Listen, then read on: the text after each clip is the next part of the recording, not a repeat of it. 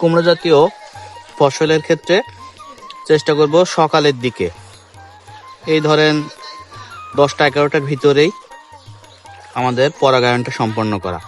কারণ আমাদের বর্তমানে যে পরাগায়ন সংগঠিত করবে এরকম যেসব কীটপতঙ্গ আছে, যেরকম আমাদের মৌমাছির সংখ্যা এত কমে গেছে, কিংবা মৌমাছি আমরা পুরো এই ফিল্ডে যে দেখতেছি আমাদের চোখে এখন পর্যন্ত একটা মৌমাছি পড়ে নাই। এটা আসলে একটা চিন্তা উদ্রেকের বিষয়।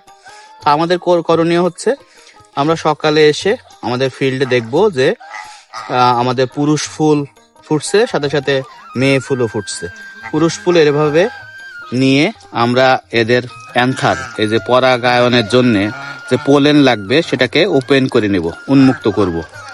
করে আমরা যে স্ত্রী ফুল আছে সেই স্ত্রী ফুলের আমরা উপরে এভাবে পরাগায়ন করে দিব। আমরা যদি আপনার স্ত্রী ফুলটা একটু দেখাই, এই যে এখানে আমাদের পাশে একটা স্ত্রী ফুল আছে।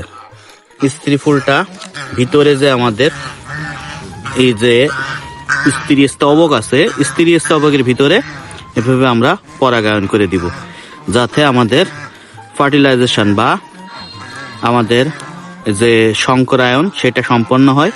এবং ফার্টিলাইজেশন কমপ্লিট হওয়ার পরে উইথিন 1 to 2 ডেজের ভিতরে এই উপরের ওপেনিংগুলো সব চলে যাবে এবং এই যে অংশটা গর্ভাশয় এটা পরবর্তীতে ফলে বা মিষ্টি কুমড়ে পরিণত হবে।